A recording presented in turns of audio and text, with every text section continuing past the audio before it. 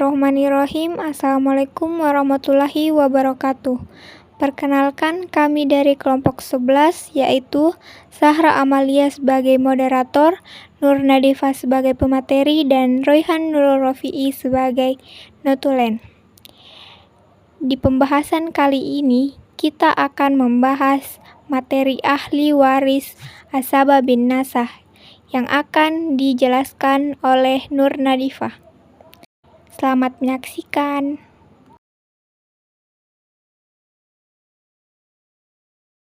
Fakta tentang Asabah bin Nasab.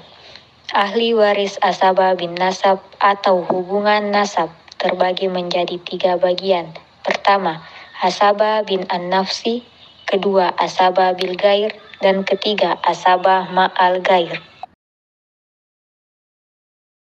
Asabah bin An-Nafsi. Asabah bin An-Nafsi adalah mereka yang memiliki nasab dengan si mayit tanpa ada unsur perempuan. Yang termasuk dalam kategori asabah ini adalah semua ahli waris laki-laki sebagaimana telah disebut di atas. Fakta tentang Asabah bin An-Nafsi. Pembagian waris menurut Islam bagian 1. Asabah bin Nafs. Asabah bin Nafs yaitu laki-laki yang nasabnya kepada pewaris tidak tercampuri kaum wanita, mempunyai 4 arah, yaitu 1. Arah anak, mencakup seluruh laki-laki, keturunan anak laki-laki mulai cucu, cicit, dan seterusnya. 2. Arah bapak, mencakup ayah, kakek, dan seterusnya yang pasti hanya dari pihak laki-laki. Misalnya ayah dari bapak, ayah dari kakak, dan seterusnya. Ketiga, arah saudara laki-laki, mencakup saudara kandung laki-laki, saudara laki-laki seayah, anak laki-laki keturunan saudara kandung laki-laki, anak laki-laki keturunan saudara laki-laki seayah, dan seterusnya. Arah ini hanya terbatas pada saudara kandung laki-laki yang seayah, termasuk keturunan mereka. Namun hanya yang laki-laki, adapun saudara laki-laki yang seibu tidak termasuk asabah disebabkan mereka termasuk asababul fardu. Keempat, arah paman, mencakup paman atau saudara laki-laki ayah, kandung maupun yang seayah, termasuk keturunan mereka dan seterusnya. Keempat, arah Asabah bin Naus tersebut kekuatannya sesuai urutan di atas. Arah anak lebih didahulukan atau lebih kuat daripada arah ayah, dan arah ayah lebih kuat daripada arah saudara. Hukum Asabah bin Nafs. Telah saya jelaskan bahwa Asabah bin Nafsi mempunyai 4 arah dan derajat kekuatan hak waris sesuai urutannya.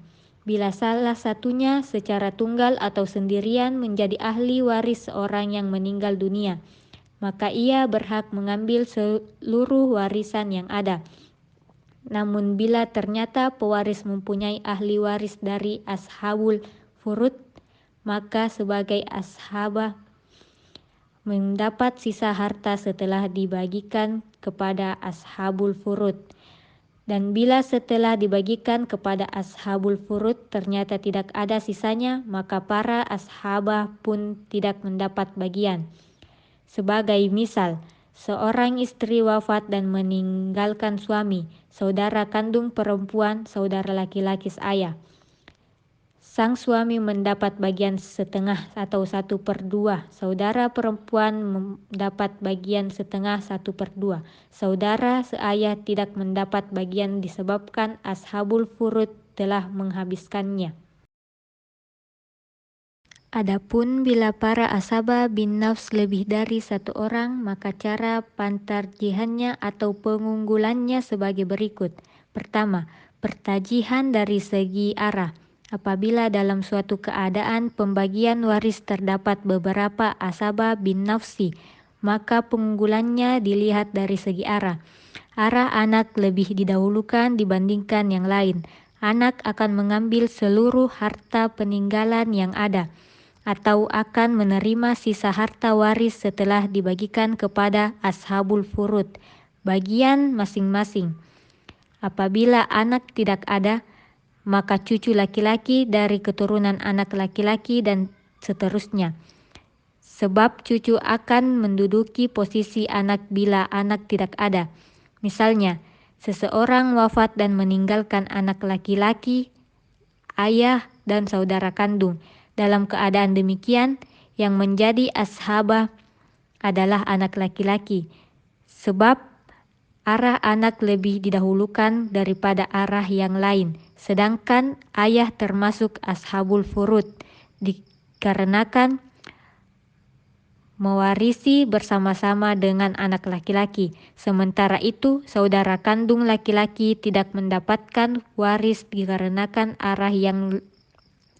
arahnya lebih jauh, mengecualikan bila antara saudara kandung laki-laki maupun saudara laki-laki seayah berhadapan dengan kakak. Rinciannya, insya Allah akan saya paparkan pada bab tersendiri. Kedua, pentarjihan secara derajat. Apabila dalam suatu keadaan pembagian waris terdapat beberapa orang asabah bin nafsi, kemudian mereka pun dalam satu arah, maka pertajihannya dengan melihat derajat mereka. Siapakah di antara mereka yang paling dekat derajatnya dengan pewaris?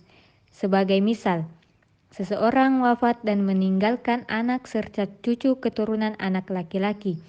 Dalam hal ini, warisnya secara ashabah diberikan kepada anak, sedangkan cucu tidak mendapatkan bagian apapun, sebab anak lebih dekat kepada pewaris dibandingkan cucu laki-laki. Contoh lain, bila seseorang wafat dan meninggalkan saudara laki-laki seayah dan anak dari saudara kandung, maka saudara seayah yang mendapat warisan, sebab ia lebih dekat kedudukannya daripada anak saudara kandung. Keadaan seperti ini disebut pentajihan menurut derajat kedekatannya dengan pewaris. Ketiga, pentarjihan menurut kuatnya kekerabatan. Bila dalam suatu keadaan pembagian waris terdapat banyak ashabah bin an-nafsi yang sama dalam arah dan derajatnya, maka pentarjihannya dalam melihat manakah di antara mereka yang paling kuat kekerabatannya dengan pewaris.